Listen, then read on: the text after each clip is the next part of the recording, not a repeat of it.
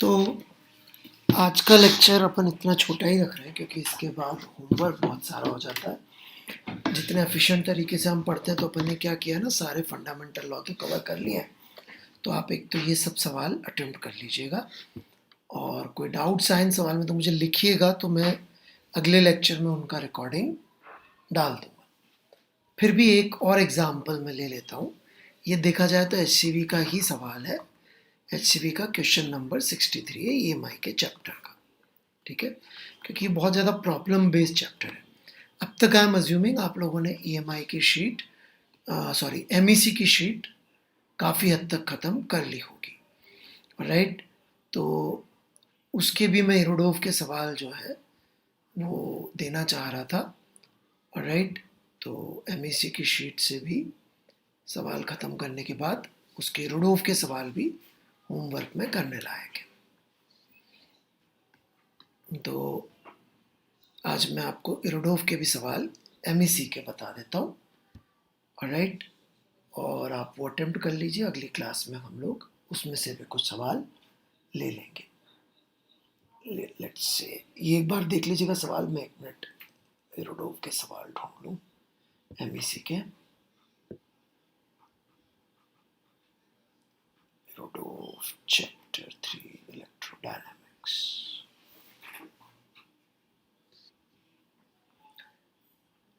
Essentially Irodov के MEC के सवाल बता रहा हूँ मैं, ठीक है। और अगले लेक्चर से मैं इनके कुछ कुछ क्वेश्चन जो मुझे अच्छे लगते हैं वो भी डिस्कस कर लूँगा। चैप्टर 3 ऑब्वियसली, तो 232 काफ़ी अच्छा है।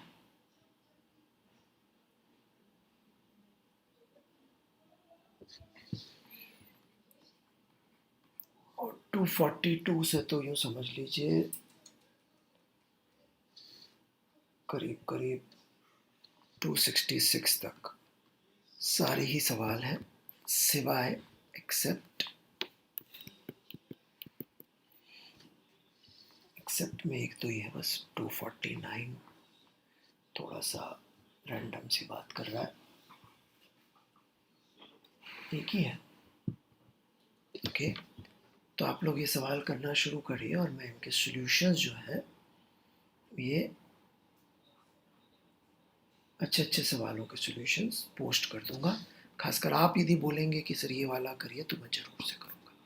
फ़िलहाल ये एक सवाल मैं डिस्कस करना चाह रहा हूँ। ये HCV का 63 क्वेश्चन है। कैपेसिटर है, ग्रेविटी नीचे लग रही है और एक्सेलरेशन पूछा है, लेंथ दे रखी है,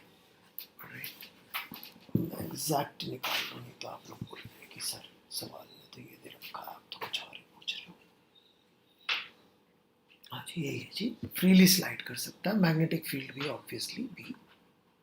तो ये तो एसेंशियली अभी तक जो आपने पिछले इस पार्ट ऑफ लेक्चर में सुना, मोशनल EMF में करना क्या, करना बस इतना सा है कि भाई इसका इक्विवेलेंट सर्किट डायग्राम भी बनेगा और फोर्स डायग्राम भी बनेगा। अब आप देखेंगे कि भाई इसके ऊपर mg का फोर्स लग रहा है, नीचे mg का फोर्स लग रहा है तो इसके पास एक नीचे की तरफ वेलोसिटी आएगी। जैसे ही आप बोलेंगे नीचे की तरफ वेलोसिटी आएगी, इसका इक्विवेलेंट सर्किट डायग्राम बनाना बड़ा आसान हो जाएगा। क्या हो जाएगा, ये इसका एक EMF होगा, ये कैपेसिटर होगा,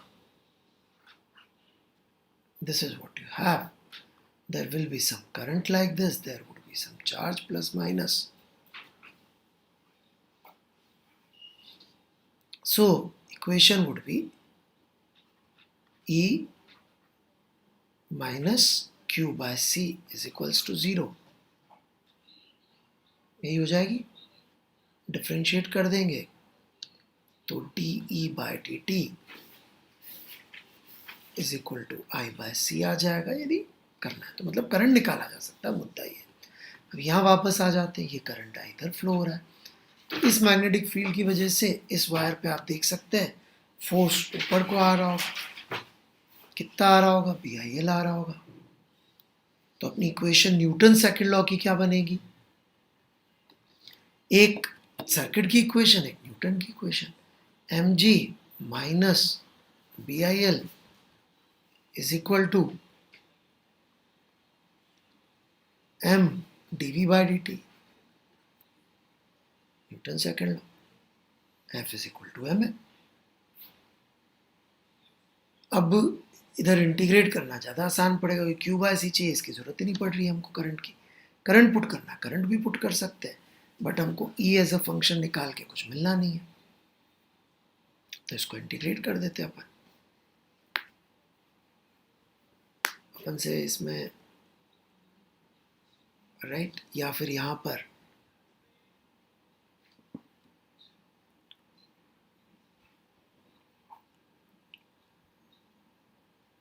जस्ट मिनट, इसमें क्या पूछा गया, find the acceleration dv by dt पूछा गया हमसे,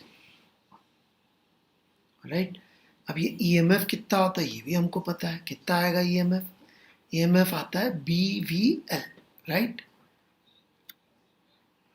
तो यदि हम यहाँ पे ईएमएफ का वैल्यू पुट कर देंगे तो ये कितना आ जाएगा, I, या इधर लिख देते हैं, कंफ्यूजिंग हो जाएगा, यहाँ पे पुट कर देते हैं I इज इक्वल टू, यहाँ से निकाल रहे हैं हम लोग, C into BL dV by dt, उठा के पुट कर दीजिए यहाँ पे, तो इक्वेशन बन गई mg minus BL into BLC dV by dt is equal to m dV by dt.